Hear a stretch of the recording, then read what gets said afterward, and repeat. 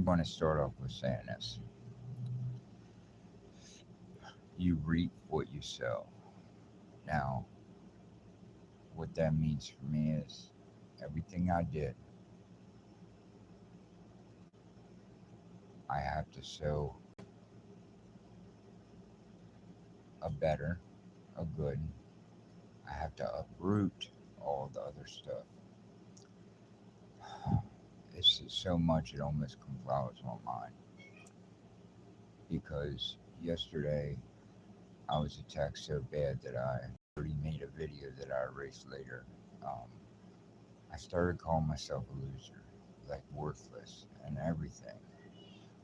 My wife even made a video about my past, and I know she doesn't mean to bring it up, but when enemies just looking to devour somebody, he will use to tear you apart. So,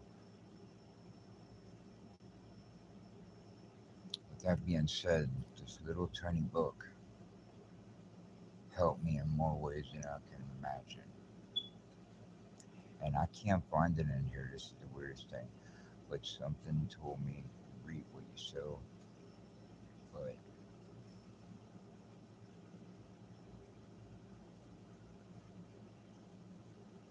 I'm here to say that anything that gets shooken off of me, because that's the thing, he's going to shake us until we give up. Now, the reason why we're shaking, we don't give up. Well, what if we don't give up? And that's the thing that I'm trying to say is you don't give up, you stay to the end. Then whatever didn't withstand needs to go. That's why you're being shaken. The stuff that can last the shaking will stay. The stuff that gets shaken away needs to go.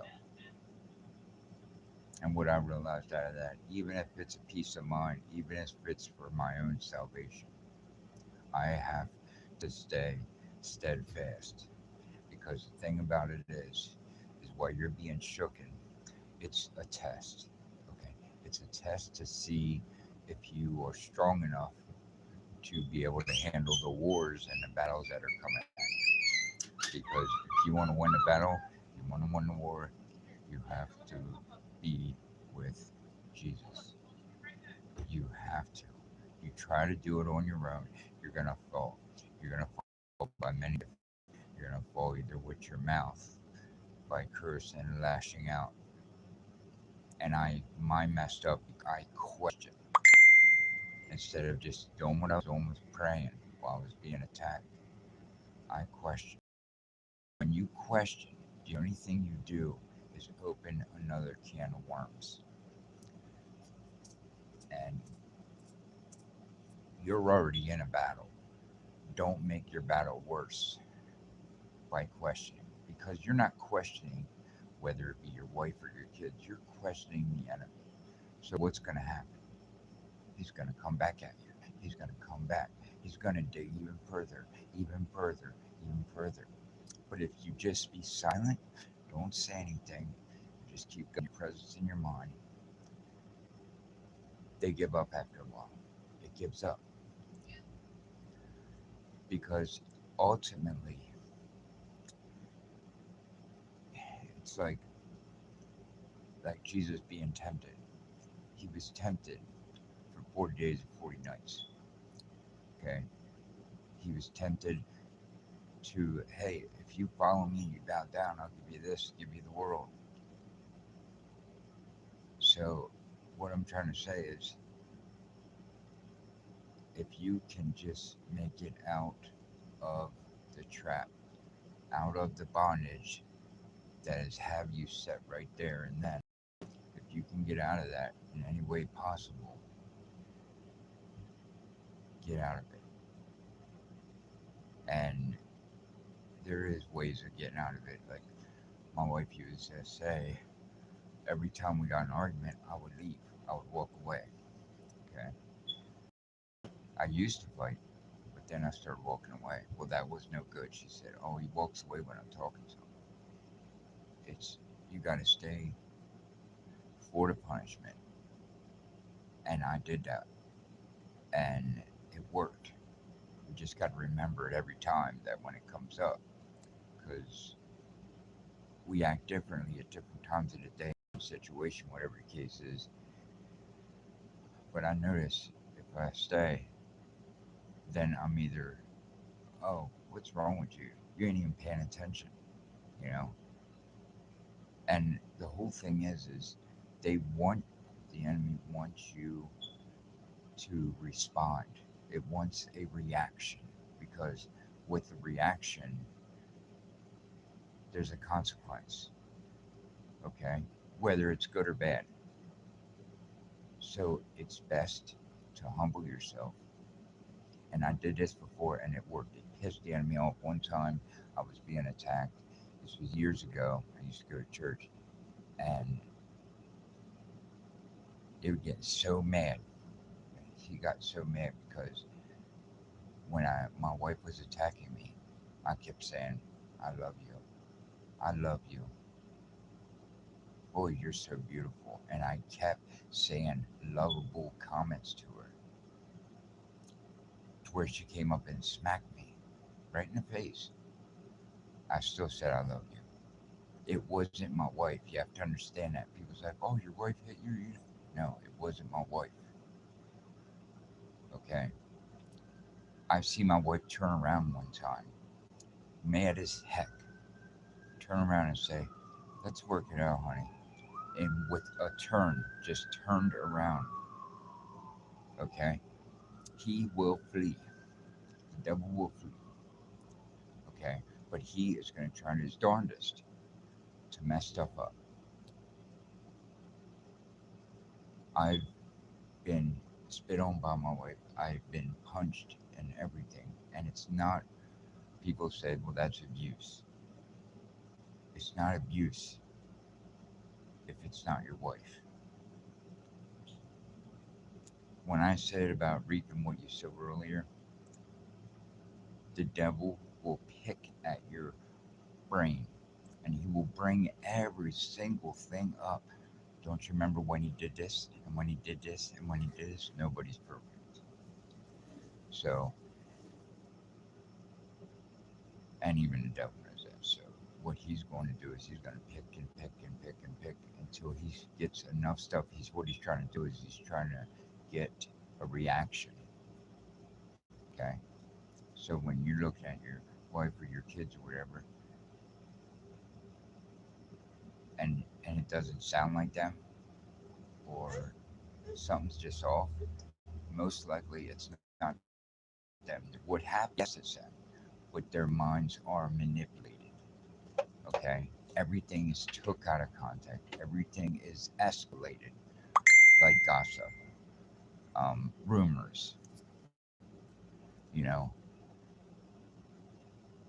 someone could say, "Oh, what's his name took the bus today, but he forgot his lunch." That can go from what's his face took the bus today. He forgot his lunch. He forgot his lunch bag. You know what? He even missed the bus. You know, everything gets escalated. The truth gets spread until it's false. So bad now. So what I realized is my wife may be accurate when she's saying certain things to me, but you got to think what's behind it. Is she there to just tell me about my wrongs or to drive it into me to make me feel pain? And that's the thing. Whether it be your kids, your significant other, a coworker, whatever, somebody is trying to move you. And if you let them move you, they will move you again and again and again, as long as you allow it. But if you don't allow it and you keep fighting back and using your sword and your shield, which is your Bible, okay, you got to sharpen your mind with the words in the book. And you also which me, I had a problem with this, and I'm sure other people did, or it's called step aside and let God take the reins. When God's speaking, you have to just step out of the way, because if you try to intertwine your thoughts with His thoughts, what happens is either you wind up coming at a standstill, you're rejected right away, your mind is collaborated, you start to get anxious, and you start to forget about what you're saying. But if you just humble yourself and allow the words to flow out your mouth of nothing but God, you got to question every single thing you say, because as God is talking, if you start looking at the storm or start looking at the situation for what it is and keep your eye and take your eyes off God just for a second, He sneaks in there. It's almost like you're walking and you're holding God's hands and you guys are walking down the street, and He's, witness to you, and all of a sudden you get diversed, whether it be a thought, whatever, someone yelling, hey, whatever, that fast, you could say within a split second, hey, oh my goodness, God, why do you do that? Or whatever the case is. And next thing you know, you let God's hand go, and now you got the enemies. Remember, He can be a spitting image of God, and the only way you know the truth is by the Word, by kneeling to Him, by praising Him for His protection.